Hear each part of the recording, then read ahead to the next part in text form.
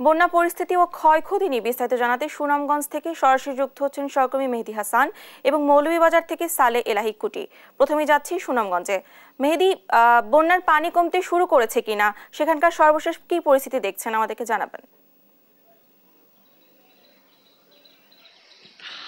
ডানা, আসলে সুনামগঞ্জে কিন্তু আজকে পানি অনেকটাই কমেছে এবং গতকাল থেকে কিন্তু সুনামগঞ্জে কোনো বৃষ্টিপাত নেই এবং সীমান্তের যে নদীগুলো আছে, বিশেষ করে চেলা, খাসিয়ামারা এবং জাদুকাটা সহ চলতি নদী, 4টি নদী, যে নদীগুলো দিয়ে সীমান্ত থেকে পাহাড়ি ঢল নামে, এই যার কারণে কিন্তু আসলে এই সুনামগঞ্জে বন্যার পরিস্থিতি সৃষ্টি হয়। তবে গতকালকে থেকে কিন্তু কোনো ধরনের পাহাড়ি ঢল নামছে না, বৃষ্টিপাতও খুবই কম হচ্ছে। গত 24 ঘন্টায় ভারতের চেরাপুঞ্জিতে 64 মিলিমিটার বৃষ্টিপাত হয়েছে। অর্থাৎ এই বৃষ্টি আসলে সুনামগঞ্জে তেমন কোনো প্রভাব ফেলবে না, যার কারণে কিন্তু পানি অনেকটাই কমেছে। গত 24 ঘন্টায় সুনামগঞ্জ সুরমা নদীর পানি 20 সেন্টিমিটার কমে বর্তমানে সুরমা নদীর পানি বিপদসীমার 7 সেন্টিমিটার নিচ দিয়ে প্রবাহিত হচ্ছে। আপনি দেখতেই পাচ্ছেন এখন কিন্তু অনেকটাই রৌদ্রোজ্জ্বল আবহাওয়া। আমি এই মুহূর্তে আছি সুনামগঞ্জের পৌর শহরের সুলতানপুর এলাকায়। সেই এলাকায় কিছু বাড়িঘর আছে, যে বাড়িঘর কিন্তু এখনো পানিতে নিমজ্জিত আছে। এবং আপনাকে আরেকটি বিষয় জানিয়ে রাখি, এই বাড়িঘরগুলো কিন্তু 16 জুন থেকে মোটামুটি পানিতে নিমজ্জিত আছে, কারণ এই বাড়িঘরগুলো আসলে অনেকটাই নিচু এলাকায়। অর্থাৎ এখন পানি শহর থেকে, উঁচু এলাকা থেকে অনেকটাই নেমে গেলেও কিন্তু নিচু এলাকাতে কিন্তু এখনো পানি রয়েছে। এবং আরেকটি বিষয় আপনাকে জানিয়ে রাখি যে বিশ্বম্বরপুর, তাহিরপুর এবং জামালগঞ্জের সাথে যে সড়ক যোগাযোগ বিচ্ছিন্ন ছিল, সেটি কিন্তু আজকে সকাল থেকে আবারও পানি নেমে যাওয়ার কারণে স্বাভাবিক হয়েছে। আমরা কথা বলেছিলাম সুনামগঞ্জ পানি উন্নয়ন বোর্ডের নির্বাহী প্রকৌশলী মামুন হাওলাদারের সাথে। তিনি আমাদেরকে জানিয়েছেন যে আর এখন আগামী 24 ঘন্টায় বৃষ্টিপাত হবে না এবং এই যে বন্যার পরিস্থিতি আছে সেটি আরো উন্নতির দিকে যাবে এবং এখন আর বৃষ্টির কোনো সম্ভাবনা তারা আসলে দেখছেন না। আমরা জেলা প্রশাসক, সুনামগঞ্জের জেলা প্রশাসক রাশেদ ইকবাল চৌধুরীর সাথেও কথা বলেছি। তিনিও আমাদেরকে একই কথাই জানিয়েছেন যে এখন আর বন্যার কোনো শঙ্কা নেই, পানি অনেকটাই নেমে গেছে, আগামী 24 ঘন্টা আরো দ্রুত পানি নামবে। তবে হাওর অঞ্চলে এখনো অঞ্চলে যে নিম্নাঞ্চল আছে, সেই অঞ্চলের কিছু কিছু গ্রামীণ সড়ক এখনো পানিতে নিমজ্জিত আছে। তো মোটামুটি এই ছিল আমার কাছে সুনামগঞ্জ থেকে বন্যার সর্বশেষ পরিস্থিতি। এবারে আমরা চলে যাব মৌলভীবাজারে। সেখানে আছেন আমাদের সহকর্মী সালে এলাহি কুটি। মৌলভীবাজারের বন্যার সর্বশেষ পরিস্থিতি কি? ধন্যবাদ। যেটি হচ্ছে মৌলভীবাজার আজকে সবচেয়ে ভালো দিক হচ্ছে কোনো বৃষ্টিপাত হয় নাই।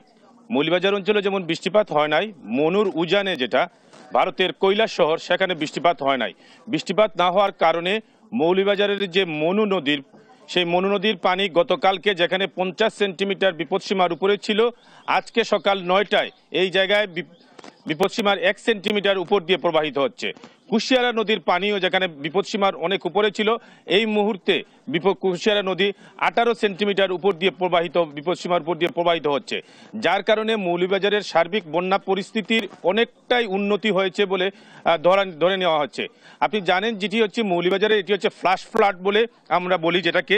এটা পানি আসে খুব দ্রুত গতিতে এবং খুব দ্রুত গতিতেই সেই পানিটা চলে যায়, কিন্তু এই পানি আসা যাওয়ার মধ্যখানে যে ক্ষয়ক্ষতি হয় সেটি মানুষের জনজীবনে নানা দুর্ভোগ নিয়ে আসে।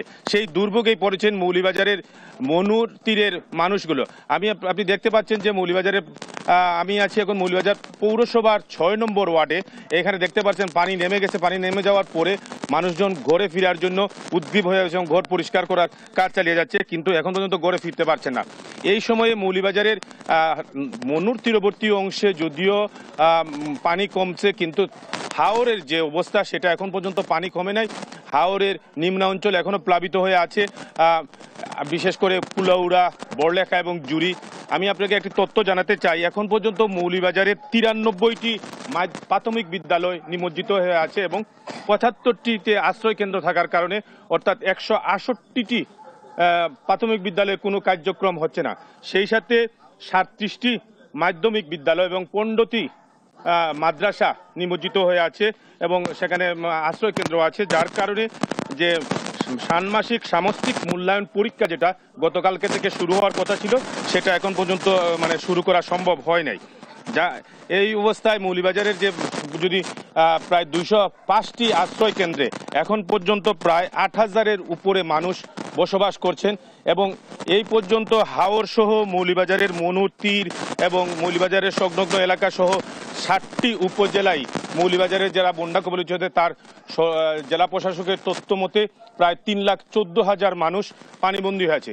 কিন্তু দ্বিতীয় ধাপের এই বন্যা শুরু হওয়ার পরে মানুষ অনেকটা দুর্বিষহ জীবনযাপন করছে। এখন পর্যন্ত সরকারের পক্ষ থেকে কোনো ত্রাণ সামগ্রী পৌঁছায় নাই, কিন্তু জেলা প্রশাসক আমাদেরকে জানিয়েছেন যে উপজেলা প্রশাসনের মাধ্যমে এই বন্যার বিষয়াদি তদারকি করা হচ্ছে। অর্থাৎ সার্বিক অবস্থায় মৌলভীবাজারের বন্যা পরিস্থিতি অনেকটা উন্নতির দিকে। এই ছিল আমার কাছে মৌলভীবাজারের বন্যার সর্বশেষ খবর। ধন্যবাদ আপনাদেরকে। সুনামগঞ্জ এবং মৌলভীবাজার থেকে বন্যা পরিস্থিতি ও ক্ষয়ক্ষতি নিয়ে জানাচ্ছিলেন আমাদের সহকর্মীরা।